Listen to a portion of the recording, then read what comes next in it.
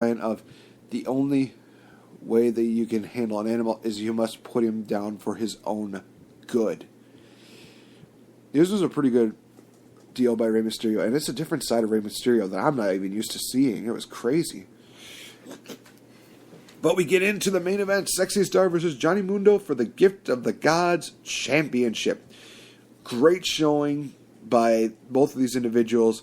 Referee actually got knocked down, and then Sexy Star locks in I guess you could say a sleeper hold semi-choke deal. And, excuse me, we see the rest of Worldwide Underground get involved. Jack Evans and DJ Black, they get involved and they beat down Sexy Star. And it seems like it's all over, but no, Sexy Star gets her shoulder up. And then who would come to Sexy Star's aid? Why, who else than the Mac? The Mac comes back, and he is on the attack. Stunner for PJ Black. Stunner for Jack Evans. Stunner to Johnny Mundo. 2 stunners for Johnny Mundo, actually.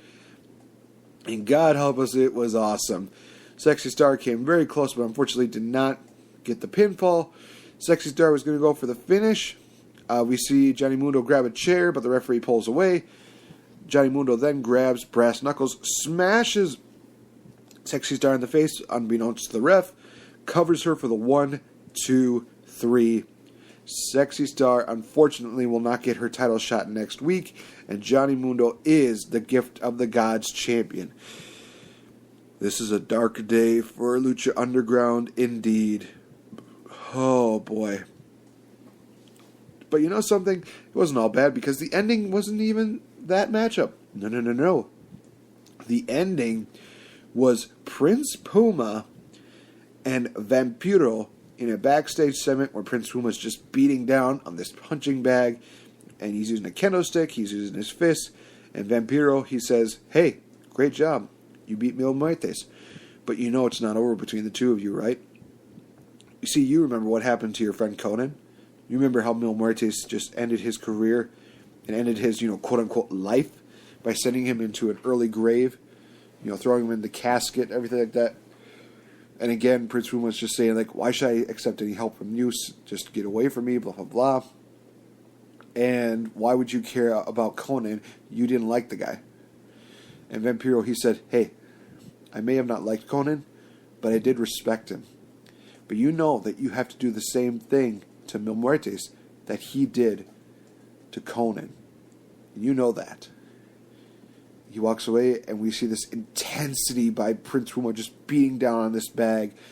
It was just flat out ruthless. And I think there's going to be a casket-type matchup between Prince Puma and Mil Muertes in the near future. I can sense it. It is going to happen, and it is going to be crazy. But that is going to wrap it up for this week in wrestling. Now, ladies and gentlemen of the Jerry, I am going to actually be going to do my predictions for the Hell in the Cell matchup this Sunday. It is going to be quite the event. I just have to pull up the card here. Now, for those of you that have not been tuning in, Spencer and I have indeed been battling each other for the Squared Circle Podcast heavyweight title. And the score stands that I am only 1 point trailing behind right now.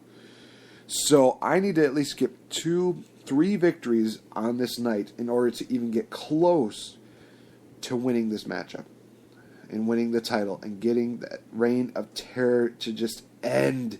It needs to end.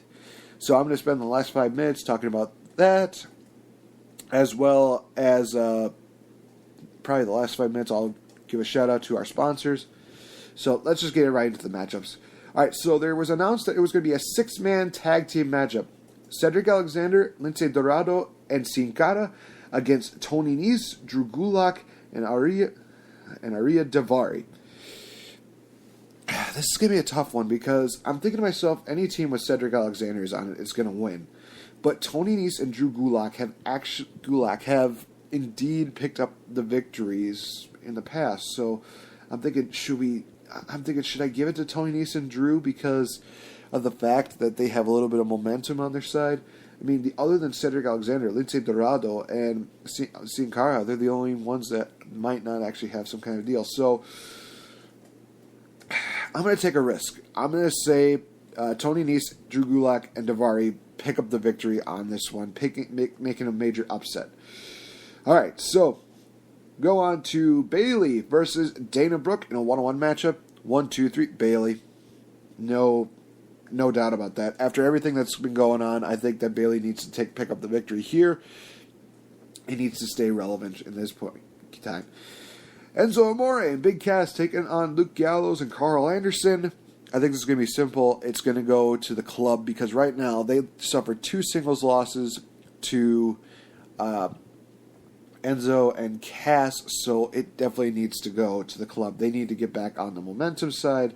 They need to pick up the victory. The Raw Tag Team titles will be on the line as we see the New Day taking on Cesaro and Sheamus. A lot of people might say that Sheamus and Cesaro are going to be the odds-on winners, but I'm actually going to be picking the New Day. I think that they're going to hold the titles for a long time, probably up until WrestleMania, and by that time, Enzo and Cass will be built up again, and they should be ready to end New Day's, title reign. Right now, they're closing in on Demolition's longest reigning title run of 445 days, I think it is. So I think that they are definitely going to try and surpass that. And that's coming up pretty quick, so be wary of that. TJ Perkins defending against Brian Kendrick. I have to go with Brian Kendrick on this one. I think that I think it's just how the promo between Kendrick and TJ Perkins happened there.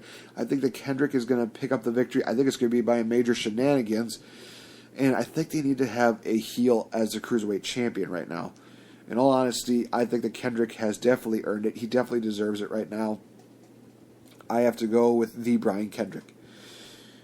The first Hell in the Cell matchup being Sasha Banks defending her women's championship against Charlotte Flair. I think it goes without saying. I think that Sasha's going to pick up the victory. No problem whatsoever. It's going to be brutal, though. I think that while people are very against this matchup because it's what is it going to prove? I think it's going to prove that women can hang with they can definitely hang with the big guys. And I think that adding the Hell in the Cell is going to make it that much more brutal between these two. They can definitely show their hatred, their animosity against each other. And when they get locked in the side of the cell, it's going to definitely be a night that people will not forget. Roman Reigns against Rusev for the United States Championship Hell in the Cell matchup. Yeah, we're going to go with Roman Reigns on this one. Because in all honesty, you can't... I would like to see Rusev go over, but I think that they need to end this whole thing with Roman Reigns and move on to having him fight somebody else. Then the main event matchup, Kevin Owens against Seth Rollins for the Universal title in the Hell in a Cell matchup.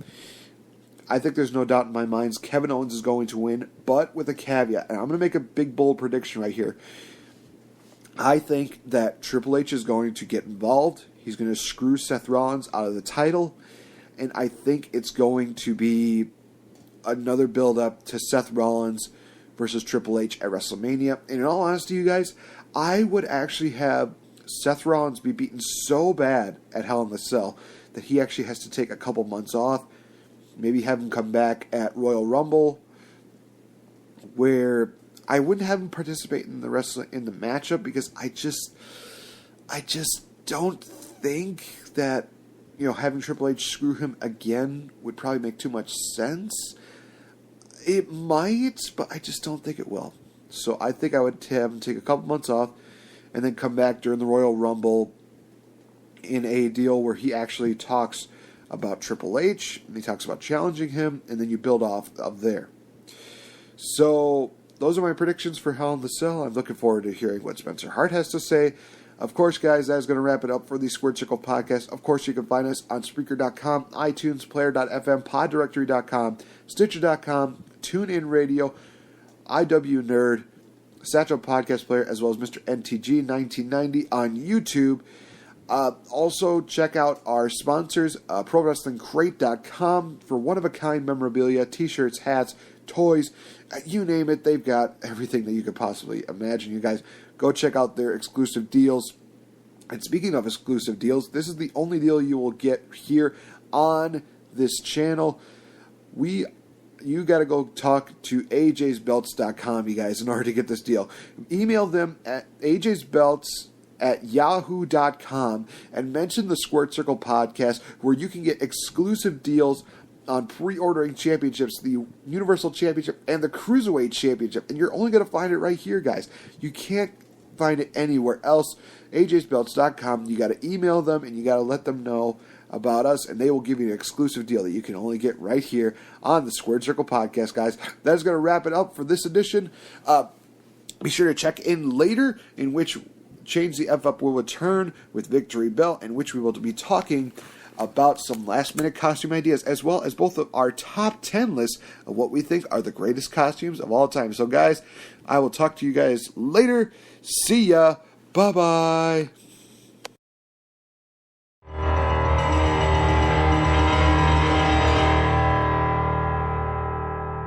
Glory!